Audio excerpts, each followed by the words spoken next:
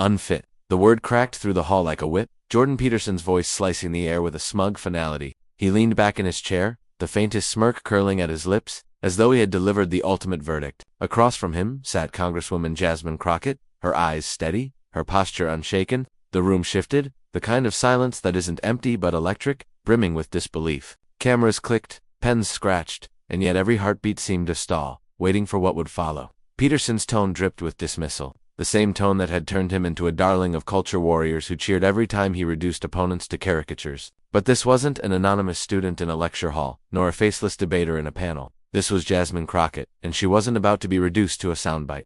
The word unfit lingered, echoing in people's minds. An insult. Not just to her but to everyone who saw themselves in her fight. Women, immigrants, working-class families, anyone ever told they weren't enough? In the audience, some gasped audibly. Others exchanged knowing glances. This was Peterson in peak form, delivering arrogance like it was scripture. But behind that same arrogance was a miscalculation. He assumed Crockett would fold, or at least falter. He assumed that dignity would cower before contempt. He assumed wrong. For a split second, Crockett didn't move. She let the weight of the insult hang, her stillness louder than any immediate rebuttal. Her eyes locked on him not with rage, but with a calm that unsettled. That calm said, "I've faced worse." That calm said, "You don't even know what's coming." The tension thickened, the kind that makes crowds lean forward in their seats. Journalists readied their pens.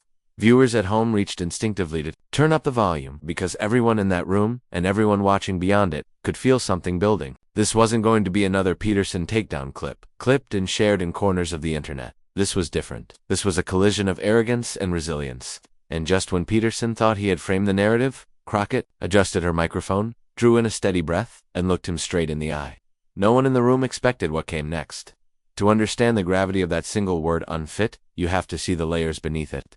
This wasn't just one man tossing an insult across the debate stage. This was a collision of identities, a clash of histories, a moment where America's ongoing struggles over gender, race, and dignity all converged in a single charged instant. Jordan Peterson knew the weight of words. He had built an empire, on them phrases sharpened into weapons, turned against those he deemed fragile, unworthy, or misguided. But when he hurled unfit toward Jasmine Crockett, it carried a deeper sting. It wasn't only an attack on her, it was an attack on what she represented. Here was Peterson, older, white, steeped in the comfort of academic prestige, adored by a legion of admirers who saw him as a prophet of order. And here was Crockett, young, black, female. A firebrand shaped not by ivory towers but by courtroom battles and community struggles. For him, unfit was a verdict meant to define her. For her, it was a mirror of every label society had tried to pin on people who looked like her, people who dared to rise beyond expectations.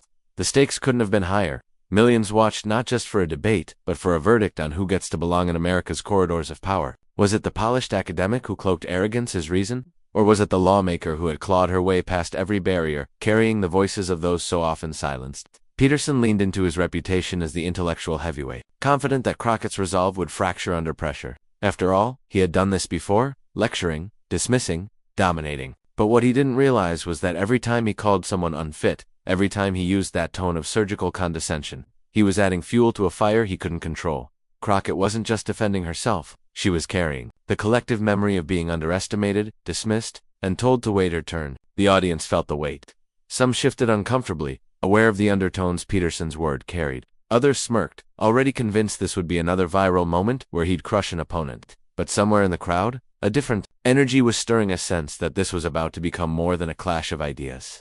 This was about dignity standing toe-to-toe with disdain. And as Crockett leaned into the microphone, the camera zoomed closer. The nation held its breath. Because while Peterson's insult sought to shrink her, Crockett's very presence promised defiance. She wasn't here to be small. She wasn't here to survive the moment. She was here to flip the script, to turn arrogance into its own undoing. Her lips parted, her voice steady, her words carefully measured. She didn't shout, she didn't flinch. She spoke with the confidence of someone who had been preparing for this confrontation her entire life. And as her first sentence landed, it was clear this was no ordinary rebuttal, because Jasmine Crockett had something Peterson didn't anticipate, something that would pierce through the armor of arrogance, something that would leave not only him but the entire country stunned. Jordan Peterson didn't arrive at this moment by accident. For years he had cultivated an image as the intellectual warrior, a man who thrived on controversy, who found fame not in quiet scholarship but in dramatic confrontation. He styled himself as the truth-teller who dared to say what others feared, a crusader against what he painted as political correctness gone mad. To his followers, he was a prophet of order. To his critics, he was a merchant of arrogance cloaked in academic robes. His rise wasn't subtle. It began with fiery lectures uploaded to YouTube, where he railed against ideas he claimed were eroding Western civilization. Clips went viral, his sharp voice cutting into students, his pointed fingers jabbing at questions he deemed beneath him.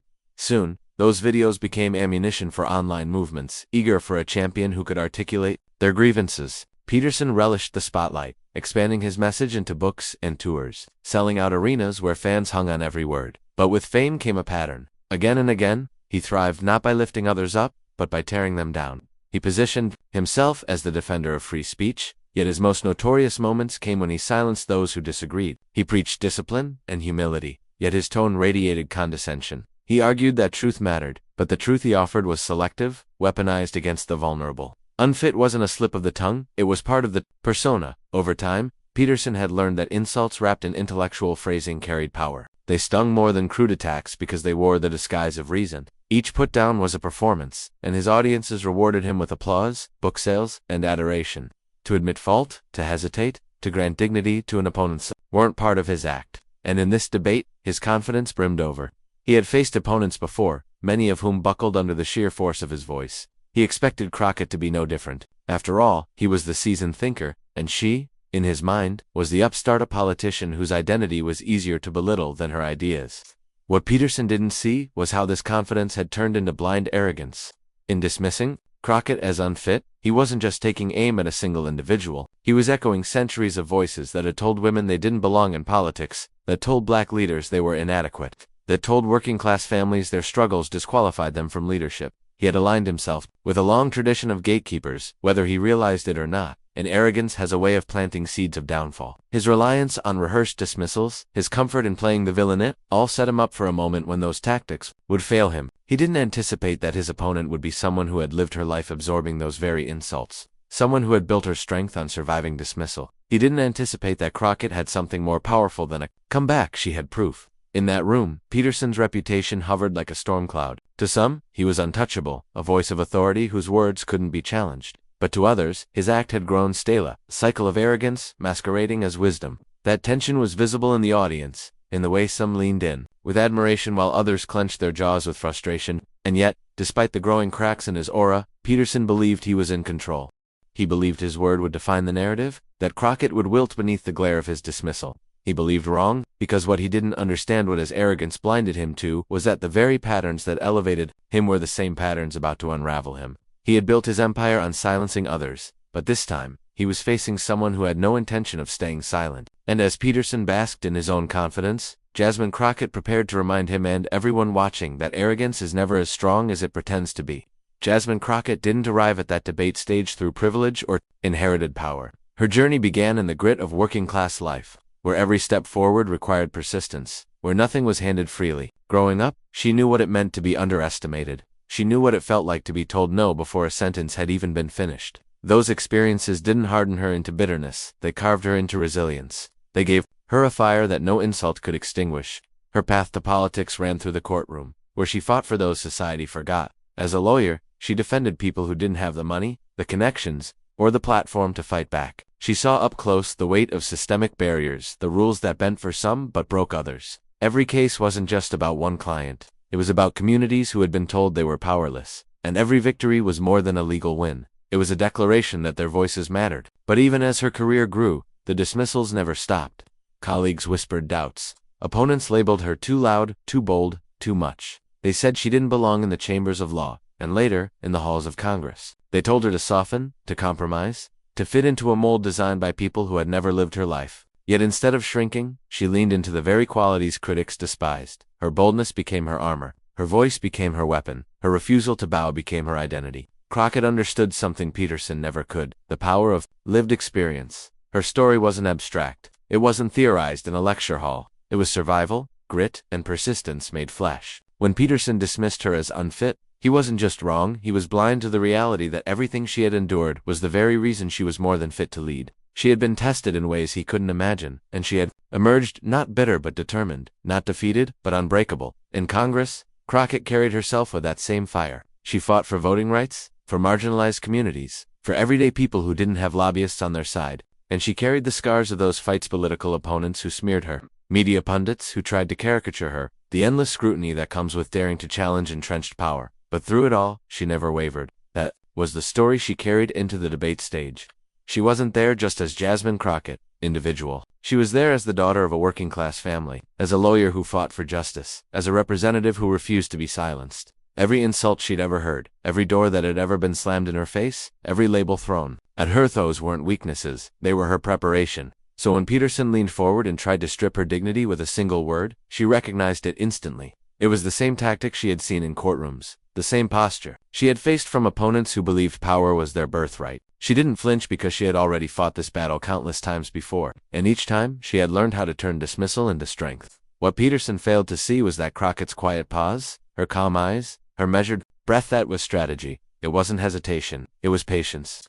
Because she knew she wasn't about to fight him on his terms. She wasn't going to trade insults or scramble to prove her worth. She had something more powerful. She had truth. She had evidence. She had a recording. And it was that lived experience, the years of being silenced, doubted, underestimated, that gave her the courage to pull out the one recording that would change everything. The air was tight with tension, as though the entire room had been vacuum-sealed after Peterson's insult. He leaned forward now, emboldened, sensing he had cornered Crockett. His words came sharper, faster, dressed in the cadence of authority. "You represent chaos," he sneered, his voice pitched just high enough for the microphones to catch every syllable. "You embody everything wrong with our institution's loud voices, without substance, moralizing without order. You are simply unfit." Some in the audience chuckled nervously. Others froze, not wanting to be seen taking sides too soon.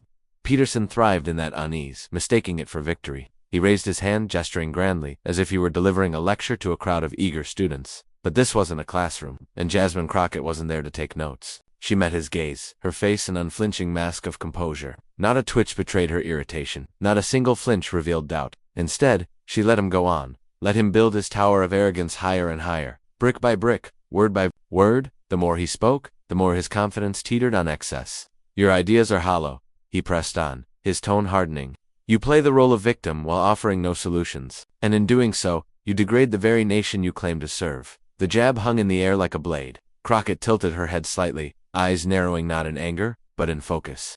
She waited for the hush that followed, for the audience to realize his tirade had reached its crescendo. Then, slowly, she leaned toward the microphone. Her voice cut through the room, steady and deliberate. "I have been called many things in my life, Dr. Peterson, some of them far worse than what you've said here today. But every time someone tried to dismiss me, I built something stronger from it.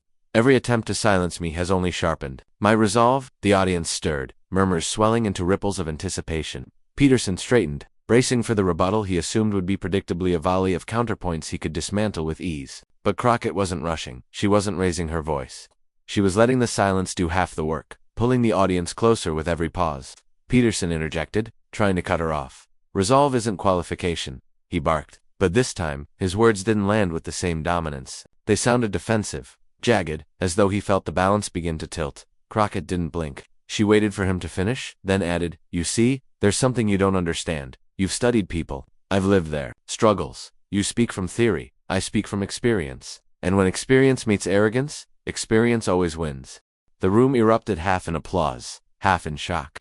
Cameras zoomed in, catching the beads of sweat starting to form on Peterson's forehead, the tightness in his jaw. He forced a smile, a flicker of bravado, but it wavered at the edges. The duel had shifted. What began as a dismissal was becoming a stage for Crockett's resilience. Peterson's jabs grew sharper, more frantic, as if he could bully the moment back into his control. But Crockett's calm was unshakable, her poise disarming, her words cutting with precision. And then, just as the tension reached its breaking point, Crockett reached down. She slid her hand across the table, lifted her phone, and held it up to the microphone. The audience gasped, a wave of shock rushing through the room. Peterson's eyes flickered, narrowing as he realized something was coming that he hadn't prepared for, something he couldn't debate away. Because Jasmine Crockett wasn't just here to defend herself. She was about to reveal the one thing Jordan Peterson could not outtalk, outspin, or dismiss. But then, she reached for her phone. The phone gleamed under the harsh stage lights, its screen lighting up like a signal flare. For a moment, no one breathed. Even Peterson froze, his smirk faltering as his eyes narrowed, trying to gauge what she was about to do. Jasmine Crockett's hand didn't tremble. She raised the device with quiet confidence, tilted the microphone toward it, and pressed play. At first there was only static crackling, faint, almost anticlimactic. But then, a voice emerged. Not hers, his. Jordan Peterson's voice, unmistakable in its cadence, recorded not in this room but in another, away from the cameras, where he believed his words would vanish into air. The audio carried across the hall like thunder rolling over a valley. They don't belong here. They've earned nothing. They're just riding identity politics. You put them in leadership, and you get chaos. The words spilled out, with venom, each sentence a dismissal, each phrase soaked in contempt for the very people Crockett represented. His voice, captured without the polish of performance, revealed a raw disdain he had tried to mask under intellectual argument. This wasn't theory. This was prejudice laid bare. The crowd erupted gasps, whispers, hands clapping over mouths. Camera flashes burst like fireworks as journalists scrambled to capture the moment. On social media, clips were already being cut, hashtags already forming. Peterson's brand, the towering intellectual, the disciplined truth-teller, was unraveling in real time. Crockett didn't look at the crowd. She kept her eyes on him, calm, focused, letting the silence between each damning sentence hang heavier than the last. She didn't need to add commentary. His own voice was the weapon, his own words the blade. Peterson shifted in his seat, his face tightening. He forced out a laugh, brittle and unconvincing. Out of context, he muttered, waving a hand as though he could dismiss the very sound of his own recording. But the tremor in his voice betrayed him. He wasn't in control anymore. Crockett leaned forward, her tone measured, deliberate. Out of context, Dr. Peterson, the context is clear. These are your words, your beliefs, your disdain for people like me, for the communities I serve, for the millions who've been told they don't belong. You didn't just call me unfit. Tonight, you've been calling us unfit all along. And now, everyone can hear it. The audience roared, applause and shouts cascading like a wave crashing against a seawall. Peterson tried to interject, raising his voice to recapture dominance, but each attempt was drowned by the resonance of his own recorded words. He leaned forward, desperate, his hands gripping the table. That's not fair. That was private. You're manipulating, but his protests only deepened the spectacle. The mighty intellectual titan, scrambling, stumbling, suddenly the one on defense. His authority, the armor he wore into every confrontation, was cracking under the weight of his own arrogance. Crockett didn't need to raise her volume. Her composure was its own rebuke. Dr. Peterson, you've built your reputation on preaching accountability, on telling others to take responsibility for their words. Tonight, for once, you will be held to your own standard. The eruption that followed shook the hall. People leaped to their feet, clapping, cheering, some chanting her name. Social media lit up. Hashtag Crockett mic drop trended within minutes, followed by hashtag unfit for Peterson. Memes spread faster than the debate itself, images of Crockett holding her phone, captions calling her the slayer of arrogance. But beyond the applause, beyond the virality, something deeper resonated. For countless viewers, especially women, immigrants, and communities long dismissed by the powerful, this was more than a political clash. It was vindication. It was the moment dignity didn't just defend itself, it went on the offensive. Peterson slumped back, his face drained of triumph, his words reduced to stammers. He tried to pivot, tried to reframe, but each attempt only underscored his unraveling. The image of strength he had cultivated for years was evaporating before a live audience. Crockett hadn't just answered his insult, she had dismantled the foundation of his authority. And still, she didn't gloat, she didn't shout. She let the evidence speak, then added the final, devastating touch. You called me unfit, Dr. Peterson. But tonight, it is clear to everyone who is unfit to speak for dignity, for justice, for truth. The room exploded again, reporters scribbling, cameras zooming, social feeds igniting. Peterson sat in silence, his trademark confidence shattered. Crockett leaned back, serene, as though the weight of years of dismissal had just lifted. This wasn't just a mic drop, this was a reckoning. And the shockwaves were only beginning. Because, as the debate ended, and as the audience spilled into the night buzzing with disbelief, the ripple effects of that recording were already moving, outward across television screens, across timelines, across the nation itself. And what happened next would prove that one moment of truth, delivered with unshakable dignity, can send tremors through an entire country. The debate had ended, but the story was only beginning. As the crowd filed out of the hall, phones already in hand, the recording spread like wildfire across social media. Within minutes, the hashtag #Crockett mic drop surged to the top of trending. Lists another followed, hashtag unfit for Peterson, accompanied by looping clips of his face, caught mid-grimace, as Crockett's recording played. Twitter, Chikitoki, Instagram, every platform lit up. A digital chorus amplifying the moment. Late-night comedians wasted no time. By the next evening, monologues opened with jokes about Peterson's unraveling and Crockett's.com precision. Memes circulated at breakneck speed. Images of Crockett holding her phone like Excalibur, Peterson recoiling as though struck. For once, the intellectual giant wasn't the one cutting others down. He was the punchline. News anchors dissected the confrontation with urgency. Commentators framed it as more than a clash of personalities. They saw in Crockett's poised takedown a symbolic reversal, the marginalized refusing to bow, the dismissed refusing to vanish. Clips replayed endlessly, her stillness, the audio echoing through the hall, the eruption of the crowd. Analysts described it as a turning point, a political earthquake, a moment destined for history books. And beyond the punditry, something else stirred. Messages poured into Crockett's office from across the country. Immigrant families wrote of tears streaming as they watched her stand tall. Women shared stories of being told they were unfit, in boardrooms, classrooms, in courtrooms, and how seeing her flip the word back at Peterson felt like reclaiming their own voices. Even young students, who had grown up hearing Peterson idolized online, wrote of how the recording cracked that illusion, how it opened their eyes to arrogance masquerading as intellect. For Peterson, the fallout was swift and brutal. Supporters scrambled to spin the narrative, claiming the recording was manipulated, insisting the context was misrepresented. But their defenses rang hollow. The words were his, the tone was his, and no amount of explanation could erase the disdain they carried. Invitations to speak quietly dried up.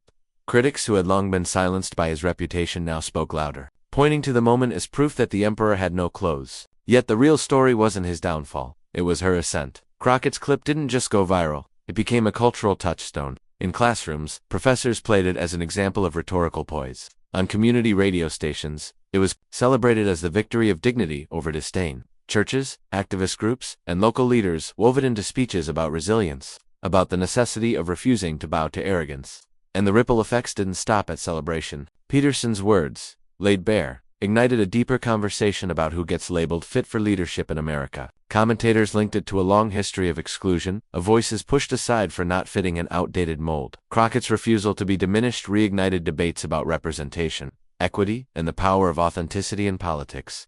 By the end of the week, her name was everywhere. Magazine covers hailed her as the voice of dignity. Editorials praised her courage. Interviews replayed her measured words, highlighting not just the recording itself, but the years of resilience that prepared her for that moment. In the eyes of many, Crockett had not simply won a debate. She had shifted the landscape, but for Jasmine Crockett, this wasn't just about viral fame or headlines. She hadn't carried that recording to humiliate a man. She had carried it because people needed to hear the truth. Because silence had never protected those dismissed by power. Because dignity demanded more than defense, it demanded revelation. The world saw a mic drop. She knew it was something larger. It was a mirror held up to arrogance, a reminder that contempt can never be the last word. And yet, for all the cheers and trending hashtags, Crockett understood the fight was far from over. What she did on that stage was only a spark. What mattered was what came next. Because for Crockett, it wasn't just about winning the debate. For Jasmine Crockett, the victory was never measured in applause. It wasn't the trending hashtags or the viral clips that defined the night. What mattered was what the moment revealed, the enduring truth that dignity, when held with steadiness, can pierce through even the loudest arrogance. She had been called unfit, but instead of bowing to the insult, she transformed it into a mirror that reflected back on her accuser. And in that reflection, millions saw the larger story of America itself, the battle over who belongs, who is heard, and who is worthy of leading. In interviews following the debate, Crockett spoke not of personal triumph, but of collective resilience. She reminded audiences that her story wasn't unique, that across the nation, countless people faced the same dismissal she heard on stage. Women told they were too ambitious. Immigrants told they were outsiders.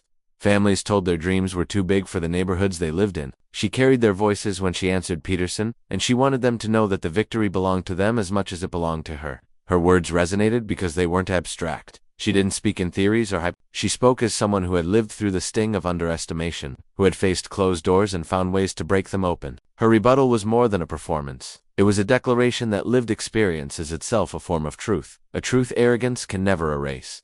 In the days that followed, commentators tried to pin labels on the moment. A debate upset, a cultural takedown, a viral sensation. But for those who felt the weight of her words, it was something deeper. It was proof that dignity, carried with patience and calm, can dismantle even the most entrenched authority. It was reassurance that when contempt rises, there are leaders, prepared not only to withstand it but to turn it back into inspiration. Crockett closed her reflections with a message that transcended the debate stage.